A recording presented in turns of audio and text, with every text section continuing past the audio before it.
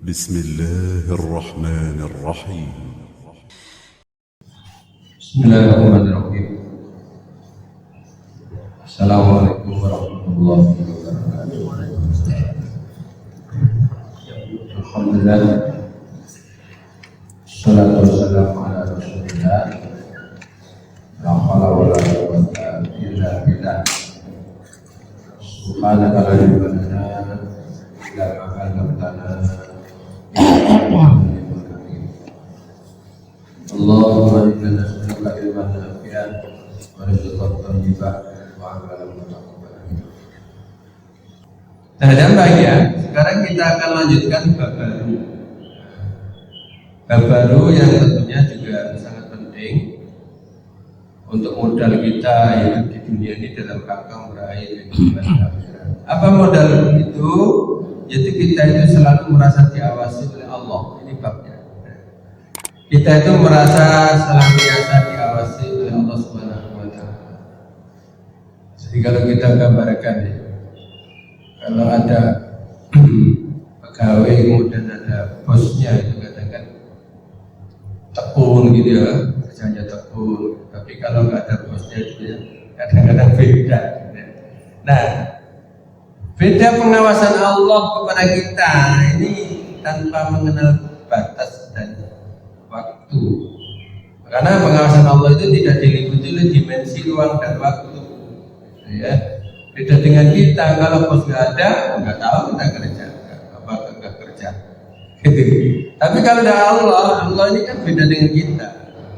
Jadi tidak diliputi oleh dimensi ruang dan waktu. Jadi nggak ada bagi Allah yang tidak kelihatan semua. Ya. Makanya kita lebih lagi merasa, gitu ya. Lebih lagi merasa apabila kita itu tidak melaksanakan apa yang Allah perintahkan dan meninggalkan apa yang Allah. Kita merasa di mana-mana itu Allah Subhanahu Wa Taala senantiasa mengawasi kita. Yang disebut dengan apa ma'iyatullah. Ya. Ma'iyatullah itu di mana-mana ada. Kita itu kebersamaan kita dengan Allah Subhanahu wa Ta'ala, merasa terus diawasi. Kalau kita sudah merasa terus diawasi itu selamat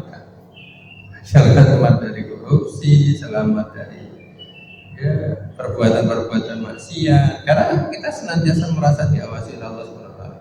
Nah, karena di dalam ayat itu, kalau Al-Quran dalam bab ini ya di kitab ini terkait dengan ayat Al-Quran banyak ditampilkan juga hadis-hadis Rasulullah Sallallahu Alaihi Wasallam. Kita melihat di dalam Al-Quran Allah Subhanahu Wa Taala menyatakan wa huwa ma'akum aina ma kuntum. Ini ada di surat Al-Hadid. Wa huwa ma'akum aina ma kuntum.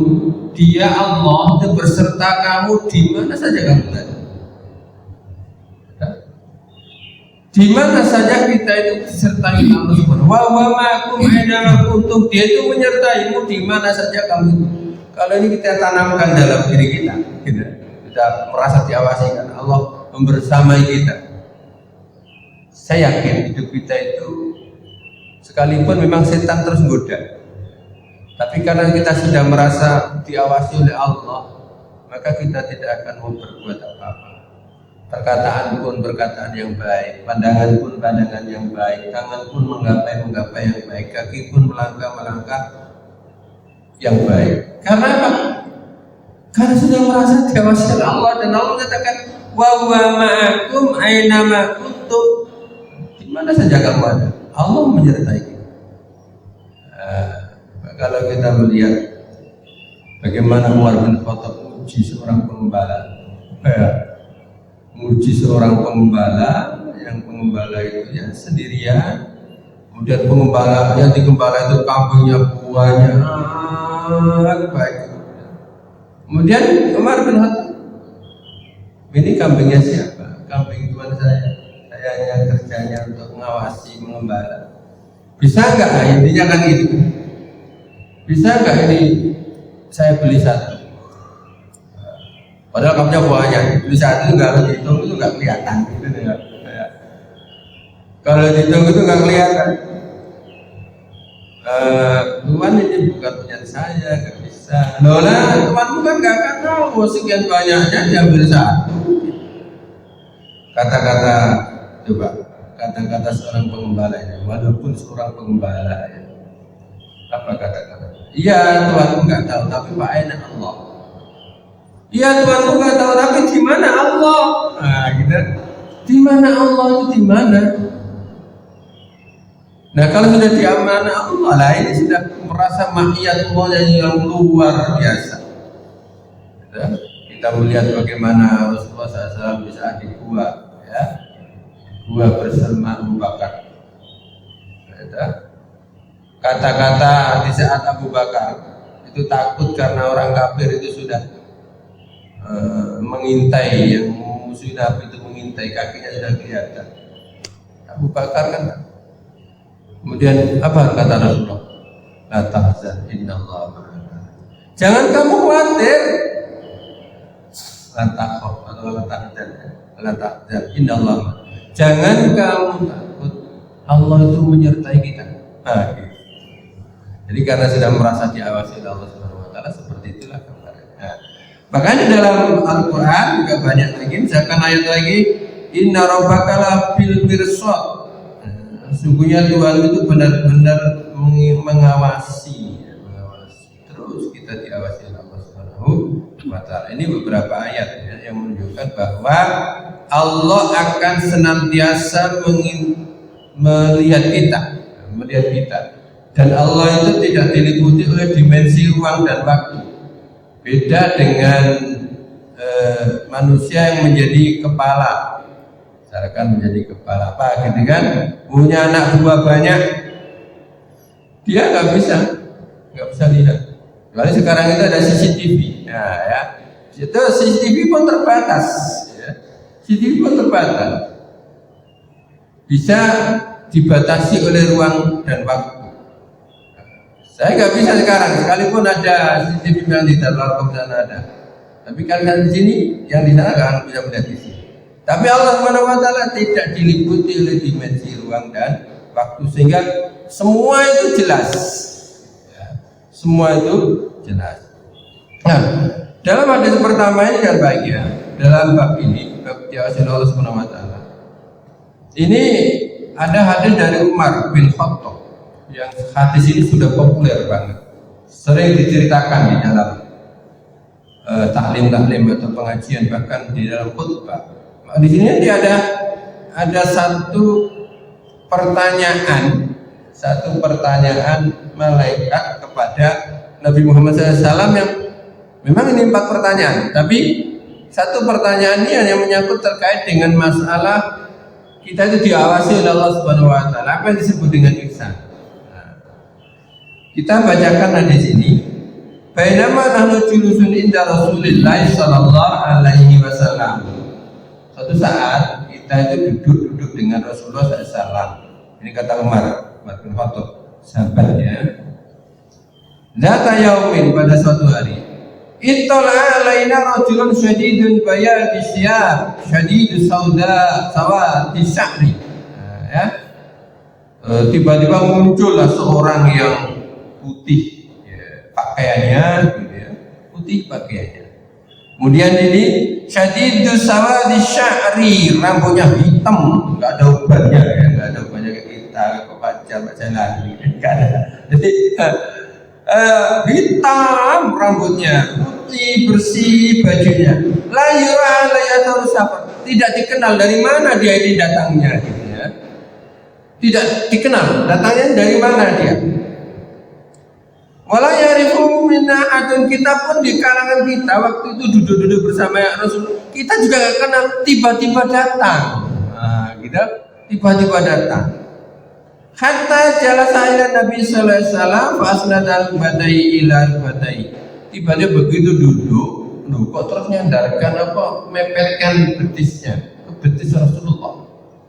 Sahabat ini heran, kok wani-waninya gitu ya. Langsung duduk, langsung mendekat Rasulullah, bahkan mepet ini, ya, betisnya ini mepet, ya, mepet. Wada kafaya ala fakhidai, dan dia meletakkan tangannya itu di pundak Rasul. Sahabat aja nggak berani loh, gitu ya. Tiba-tiba kok plat gitu loh. Ini dari mana? Gitu kayak gitu. Kok tiba-tiba datang ada seorang yang bajunya putih, rambutnya hitam, tiba-tiba nyandingi Rasul dan tangannya ditaruh di pundak Rasulullah SAW. Kok waninya begitu? Kok waninya?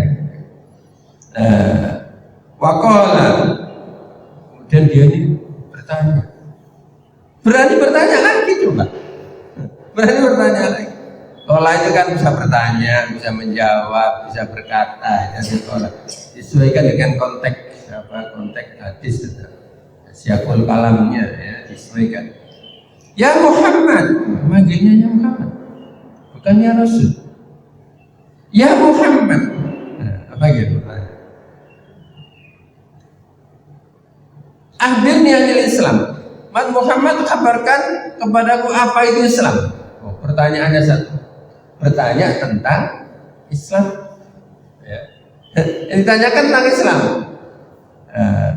Faqala, kemudian Rasulullah SAW menjawab, al-Islamu an tasyhadu an la ilaha illallah wa anna Muhammadar Rasulullah wa tuqimus shalah wa tu'tiyaz zakah wa tasumu Ramadan wa tahujjal baiti in istata'ta ilaihi sabila. Rasulullah menjawab, Islam itu ialah gitu ya, engkau menyaksikan bahwa tidak ada Tuhan yang berhak disembah kecuali Allah, engkau menyaksikan juga bahwa Muhammad adalah Rasulullah, engkau sholat, engkau zakat, engkau puasa Ramadan, dan engkau haji jika engkau mampu. Nah, gitu ya. Jadi yang terakhir ini, engkau haji jika engkau mampu. Nah, kalau nggak mampu ya jangan dimampu-mampukan, ya gitu ya. Ya jangan sampai misalkan hutang haji pulang nanggung hutang, nah, karena nggak wajib bagi yang nggak mampu, gitu ya. La yukallifu nafsan illa wus'aha. Allah nggak membebani seorang kecuali sesuai dengan kemampuannya. Qala sadaqta. Apa malaikat tadi? Benar kamu Muhammad. Wajibnya kata sahabat tadi bilang, heran saya ini Nabi. Dia tanya malah membenarkan. Katakan berarti ini malah lebih tahu ya, gitu kan? Jadi kalau ada orang bertanya kemudian membenarkan, itu berarti kan yang bertanya itu pertama muji. Nah, ya. Yang kedua memang tahu nggak orang. Berarti kalau dia menjawab, berarti dia lebih tahu duluan. Nah, sama dengan ini. Malaikat ini, sadaqta, benar Muhammad. Wajibna lahu yas'alu wa yusaddiq, tanya kok membenarkan. Nah, gitu loh ya. Ya orang tanya itu kan, oh ya makasih. Tapi ya benar Muhammad. Gitu kan. Kemudian Faqala akhbirni anil iman. Muhammad, sekarang kalau gitu kabarkan, beritahu tentang aku terkait apa itu iman. Qala antu'minu billahi wa malaikatihi wa kutubihi wa rusuli wal yaumil akhir wa tu'minu bil qadar khairi wa syarrihi. Qala sadaqta. Muhammad, sekarang ayo beritakan kepadaku tentang itu apa iman. Maka Rasulullah menyatakan iman itu ialah engkau iman kepada Allah, iman kepada malaikat-malaikat Allah, iman kepada Rasul-Rasul Allah, iman kepada hari akhir, iman kepada qadar baik dan tidak baiknya. Qala sadaqta. Benar tuh. Benar Muhammad. Itu definisi Islam, definisi iman yang paling bagus adalah definisi yang disampaikan oleh Rasulullah Sallallahu Alaihi Wasallam. Sampai malaikat sadaqta, benar ya Muhammad. Nah, yang ketiga ini jangan bahagia terkait dengan judul kita itu merasa diawasi oleh Allah Subhanahu Wa Taala. Kemudian dia bilang, "Qala ma'birni anil ihsan." Muhammad, tolong kabarkan kepadaku apa itu ihsan. Ini yang disebut dengan ihsan. Ihsan itu kata Rasulullah SAW, anta budallaha ka'annaka tarahu fa illam takun tarahu fa innahu yaraka. Ihsan itu ialah kau menyembah Allah seakan-akan di saat kau menyembah Allah engkau melihat Allah, dan apabila engkau tidak melihat Allah, engkau yakin bahwa Allah melihatmu. Nah, itu ihsan. Anta fatullah ka'annaka tarahu fa illam takun tarahu fa innahu yaraka. Ihsan itu engkau menyembah Allah seakan-akan engkau melihat Allah, dan apabila engkau enggak melihat Allah, engkau merasa diawasi oleh Allah Subhanahu wa taala. Ini cara bahagia terkait masalah ihsan. Sehingga Ali bin Abi Thalib pernah ditanya, apakah kamu melihat Allah di saat engkau sholat? Ya, kata Ali. Gimana caranya melihat Allah? Allah tidak bisa dilihat dengan mata kepala, tapi Allah bisa dilihat dengan mata hati. Maka di saat kita sholat, itu adalah termasuk salah satu komunikasi yang luar biasa. Semakin orang itu khusyuk sholatnya, maka semakin juga bagus sholatnya. Makanya sholat seorang itu nilainya beda-beda, karena yang dibayangkan itu beda-beda di saat orang sholat itu ya. Ada yang banyak yang di luar yang dibayangkan, ya kan? Ada yang Allahu Akbar, ingat kunci ya Allah, gitu aja. Ada waktu. Jadi orang sholat itu cerdas, katanya. Kenapa? Karena apa-apa yang hilang kadang-kadang waktu sholat itu bisa ingat. Ya kan? Sering kan kita begitu, sering kita begitu. Bahkan Ali itu habis wudhu itu pucat. Ali itu kalau habis wudhu itu bukannya pucat, sehingga sahabat bertanya, Ali kenapa kau pucat? Saya ini pucat karena mau menghadap yang sembarang yang bukan sadar. Artinya saya itu pucat karena saya itu mau menghadap kepada Allah Subhanahu wa taala. Kita bayangkan kalau ada orang itu panggil bos gitu, itu aja sudah tinggal lakunya repot kamu semua ya. Ini komandan ya, sudah manggil. Oh, ada apa? Nah, orang salat itu mau menghadap Allah, zat yang memiliki seluruh alam ini. Mau kita hadap, maka takut kalau kita tidak diterima ibadah kita, sholat kita. Dan salah satu komunikasi yang paling luar biasa itu adalah di saat kita lagi sholat. Dan waktu sholat itulah betul-betul ihsan ya. Kita itu merasa melihat Allah, dan kita itu yakin apabila kita enggak melihat Allah, Allah melihat kita. Banyak orang lagi sholat itu jangan diganggu. Mohon maaf jangan bahagia. Orang lagi sholat itu jangan diganggu, karena dia lagi bermunajat kepada Allah Subhanahu wa taala. Kamu dalam hadis sahih kan disebutkan, apabila kamu itu lagi baca Quran, kemudian kamu itu melihat di sebelahmu itu ada orang yang sholat, yang sedang bermunajat kepada Allah, maka pelankanlah ngaji. Pelankanlah, nah, gitu ya. Pelankanlah ngaji. Ini hadis sholat. Jadi orang yang sedang sholat itu adalah lagi bermunajat kepada Allah Subhanahu wa taala. Dan di saat itu salah satu komunikasi yang paling bagus adalah sholat itu. Maka kata Rasulullah, apabila kamu lagi baca Quran, kemudian di sebelahmu itu ada orang yang lagi sholat, bermunajat, maka rendahkanlah bacaanmu supaya tidak ganggu. Nah, gitu kan? Jadi ini luar biasa. Jadi yang ketiga ini kata Rasulullah SAW dijawab, al-ihsan wa ta'budallah ka'annaka tarahu fa illam takun tarahu fa innahu yaraka. Ihsan itu ialah engkau menyembah Allah seakan-akan di saat engkau menyembah Allah itu engkau melihat Allah, dan apabila engkau tidak melihat Allah maka engkau yakin. Nah, ya, maka engkau yakin Allah mesti melihat kita. Ini disebut dengan merasa diawasi di kapan saja, gitu ya. Nah, kemudian pertanyaan berikutnya adalah qala fahbirni anis sa'ah. Muhammad, berikan tahu kepadaku tentang hari kiamat. Ya, kapan hari kiamat? Jadi 4 pertanyaan, gitu ya. Yang nggak bisa jawab ini Rasulullah ini hanya satu, yaitu yang terakhir ini terkait masalah apa? Masalah hari kiamat. Karena di sini jawabannya bukan langsung dijawab, tapi mal mas'ul an-nabi ya'lam minas sa'il. Bukankah yang bertanya lebih tahu daripada yang ditanya? Nah, gitu ya. Bukankah yang bertanya lebih tahu daripada yang ditanya? Ini menunjukkan bahwa Nabi itu nggak tahu kapan datangnya hari kiamat.